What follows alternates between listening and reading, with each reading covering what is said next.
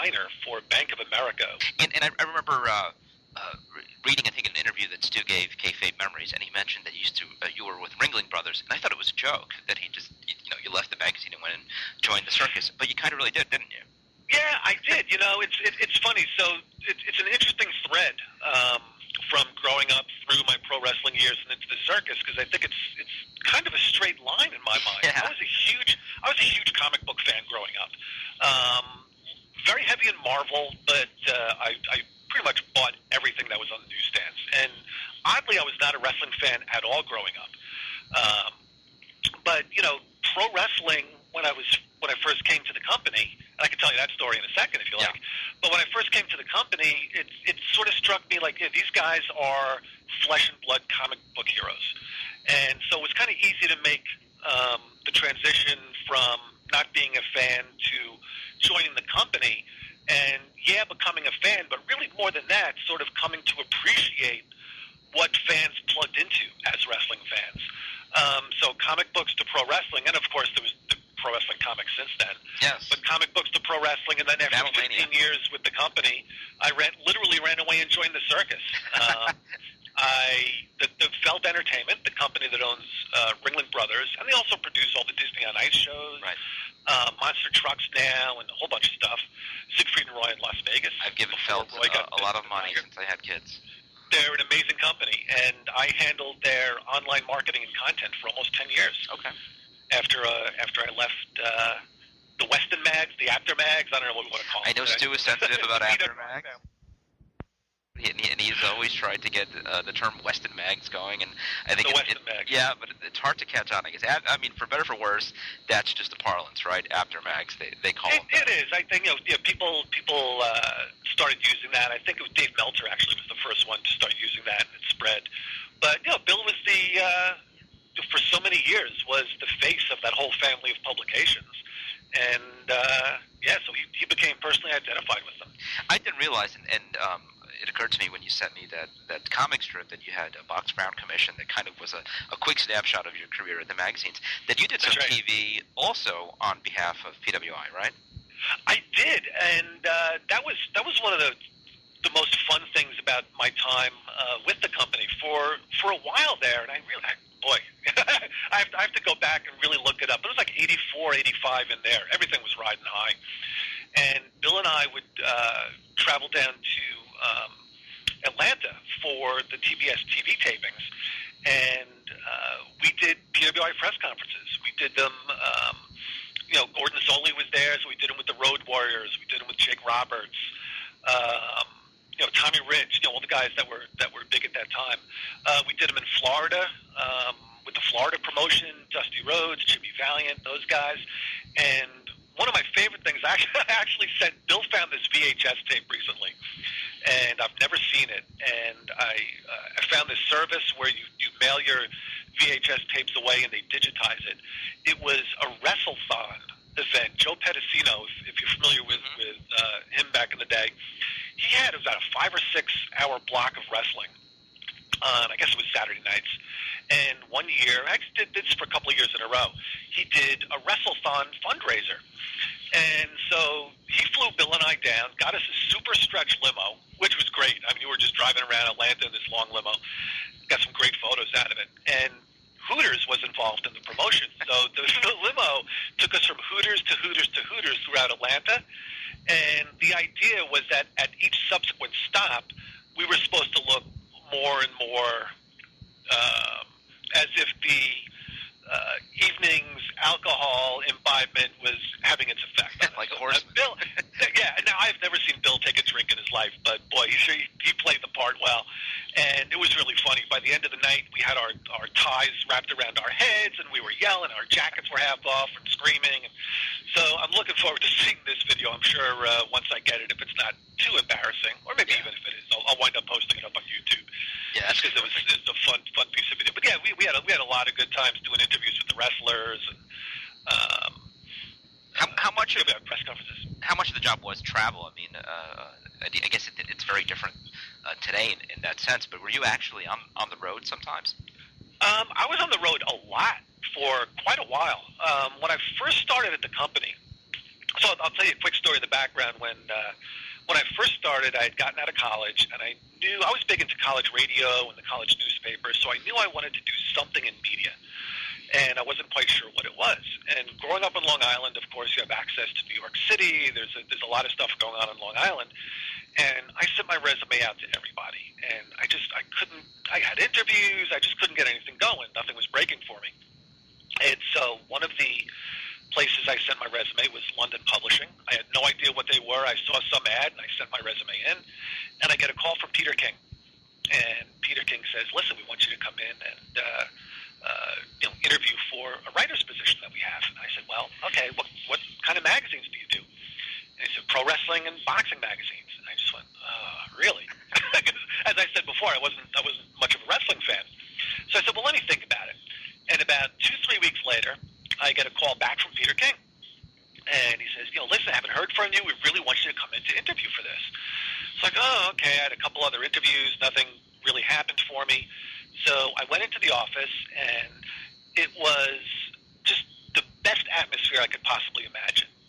Stu, myself, Bill was the old man of the office, and at that time he was a really young guy. It was just basically, it was an office full of young people sitting around writing, editing, and what kind of impressed me was that it wasn't really wrestling. And please, take this the right way. I'm not trying to disparage wrestling fans at all, but it wasn't wrestling fans doing wrestling magazines. It was editorial professionals doing wrestling magazines. Right. Everybody had come out of were either college English majors or came out of college journalism programs, were freelancing for major newspapers, that sort of thing. So I think what really sort of helped our magazines do better than all the other magazines out there, and again, I'm thinking mid-'80s when, everything was just exploding, was we always, we would have hour-long debates about the Oxford comma, stuff like that. It was a very, very editorially focused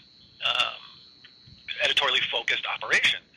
And, it was great. Everybody was kind of young, just got out of college, and energetic, and bouncing ideas back and forth off each other. And the closest thing that I've seen in any other sort of form of media or entertainment or anything like that comes close to it was a documentary about Sid Caesar's Your Show of Shows, where they talk about the writer's room. And, sort of the energy and connections. The writer's room for Sid Caesar was amazing, right? You had Mel Brooks, you had Larry Gelbart, you had all these incredible people. And that was sort of the same kind of atmosphere. You had myself, you had Bill Apter, you had Steve Farhood, you had Stu, and there was just sort of this energy that was there, and people sort of knew what other people were thinking, and everybody, there was just this great synergy and energy, and boy, we did some great work for quite a while there. I know at the height of it in the mid-'80s, we were outselling Sports Illustrated. Is that right? Wow. Yeah. Figure 84, 85, Hulk Hogan's, rise and reign. They had a few more subscriptions than we did. but at the newsstand. But we were outselling them on the newsstand. Sure. How much space did you guys have there? Was it a real newsroom? What kind of resources did you have at the time? Well, so, resources. So when I started, everything was done on a typewriter. Now, remember, this is 81, so when I was hired to write 3 stories a day. Wow. 5 days a week. How many magazines were there? Oh, holy mackerel. So we had Wrestler, Inside, PWI, Superstars, Sports Review, a couple of annuals. There were about 7 or 8. That is nuts. So you're not kidding 4 or 5 when you monthlies, some quarterlies. 3 a day. That's really what you were doing. 3 stories a day. Wow. My record actually was 6 stories in one day that I wrote, which was 1,000-word stories. That was, I don't know, I had good coffee that morning or something. I was just rolling. But we would write the story. So I would write a story on typewriter. 3 pages double-spaced was the average. And then it would get handed to whoever the editor, Peter King or Stu Sachs. Peter King when I first started. And so the story would be edited for corrections. Occasionally, take it back and rewrite it, but not that often. The story would be edited, proofread, corrected, and then it would be handed to a typesetter.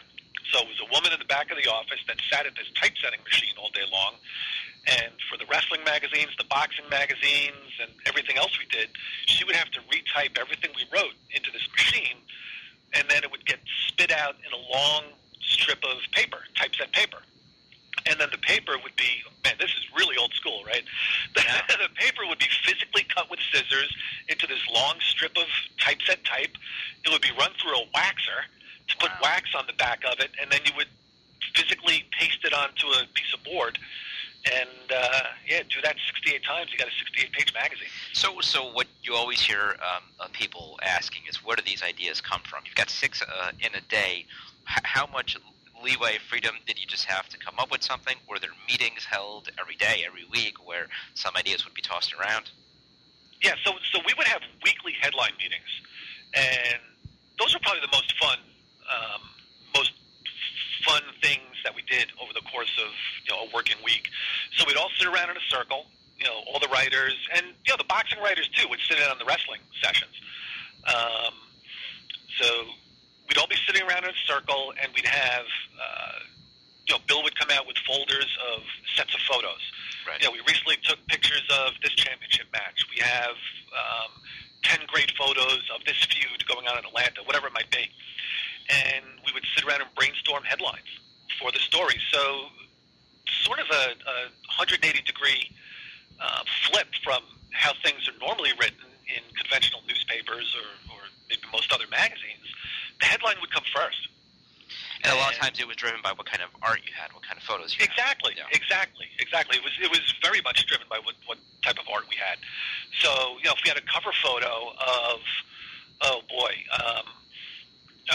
Tommy Rich Buzz Sawyer, and it was just, this incredibly bloody, violent type of photo. Well, okay, we knew it was a bloodshot, so that was probably going to go on Sports View Wrestling, because that's where most of that stuff went. PWI. Yeah, and that was interesting. Each magazine had its own personality.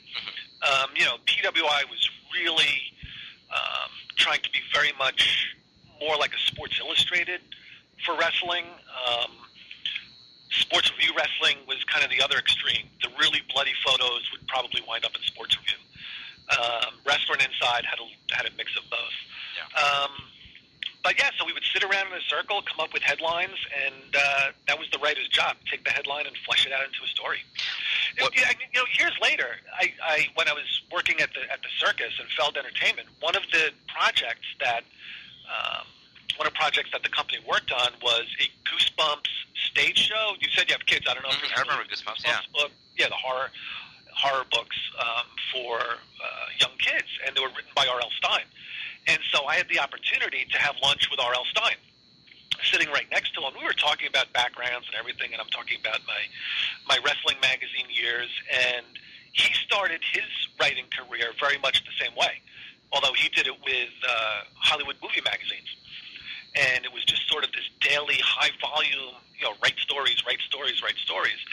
And I'll tell you what, you're cranking out an average of 3,000 or 4,000-word stories a day for a couple of years. You can't help but become a pretty good writer out of that. Yeah, it's just practice, right? What are some of those story ideas that you remember, the really far out ones that you're particularly proud of having been involved with? Well, that's a funny question, because when I first started, they tended to be very far out. So again, I started in '81, so things were kind of crazier in the beginning. As wrestling grew into the mid '80s and WWF started, making news, and mainstream media was picking up on wrestling, and things like the John Stossel incident happened. Yeah, there was a lot of attention. We really toned down a lot of the craziness and tried to be very much more, I don't want to say mainstream, but sort of the more outrageous stuff tended to be put by the wayside. However, having said all that, one interesting story, I guess, about something outrageous was one of my very first. So my column in PWI was called In Focus. Yeah. And then my column in Inside Wrestling was called On the Road. And I think it was one of my very first On the Road columns. I did a story about Larry Zbyszko. And there was this local New Jersey TV show called Uncle Floyd. I don't know if you've ever heard of it. I have heard of Uncle Floyd, sure. Uncle Floyd Vivino, he type of guy. Fantastic piano player, though, just honky-tonk piano. His show was notorious in New Jersey for just it was five days a week. I think it was 30 minutes, maybe it was 60 minutes each show, and it was just, I don't even know if they worked with a script, but it was ad-lib stuff. It was crazy. It was off the wall. The Ramones appeared on the show. He had fantastic musical guests all the time. Larry Zbyszko was on the show. And so Uncle Floyd had a sidekick, which was a puppet called Oogie, right? So I wrote this whole column where Zbyszko returned to the Uncle Floyd show for whatever reason. He was very angry. I forget the specific reason that brought him back there. But he got mad. He busted up the whole TV studio, and the only one left, Uncle Floyd wasn't in the studio, but Oogie was in the studio, right? So, I had some quotes from Oogie in the story. Oogie's the hand puppet for Uncle Floyd. It's like a ventriloquist thing, but Uncle Floyd wasn't around, but I'm quoting Oogie in the story. I mean, it was really out there. And so I wrote this whole column, and, I didn't think twice about it. And a couple months later, so the magazine hits the newsstands, and I get a phone call out of the blue from home, and it's Uncle Floyd. And he was just calling to tell me how much he loved the column. Oh, really? And he just thought it was the coolest thing. So I was like, oh, that's great. So the most outrageous thing that I could think of. And, Uncle Floyd loved it and gave me a call to say so. On the flip side, though, I wonder, how often were you guys hearing from promoters about the storylines that you would come up with not syncing with them? What are you guys doing, going in that direction? That's not the direction we were going. Or was there a lot of checking? Was there a lot of, are you guys okay with us writing something on this? Well, there was. And, it would happen occasionally, and, I never personally fielded those type of calls. If it happened and somebody got upset about something we printed, that call usually went to Bill Apter. But, there was a lot of conversation going on between the office and the promotions, the promoters, the wrestlers themselves. So, we understood what was going on. We knew that if, to come up with an extreme example, if we're writing a story about the Road Warriors, we're not gonna have something where they're in a flower shop buying roses for their girlfriends. It's not them. So, for the most part, a lot of times we would talk to them directly, and they would say, well, listen, you know my character. We don't have to sit on the phone for an hour and do a straight-up interview for you to transcribe, but, you know what you're doing, so, go ahead and do it. If things got into a questionable area, we'd call up and double-check, do quote checks, that sort of thing. But, we pretty much understood. I kind of go back to comic books, right? If you're writing a script for a comic book character, you know what the character is. You know what the storylines are. Right. Same thing with wrestling. You know who that character is. You know what the feuds are. Right. And we were just there to provide some inside excitement that people weren't getting on TV. Yeah. And some of that was done through, particularly earlier on, it was done through some imagination. But by and large, it was done through speaking with the wrestlers themselves. And that, again, I can't give Bill Apter enough credit. It was tough sometimes, I think, for people to understand or appreciate Bill's value to the company. But as the conduit between the company and the wrestling business itself, he was phenomenal. I mean, he was the real connection. Okay. He was the connection. I mean, he kept all those relationships going. They were very personal relationships. He has, most of them are still going to this day. And, I think that's why he really became, that's why they became the Apter Mags. He was that guy.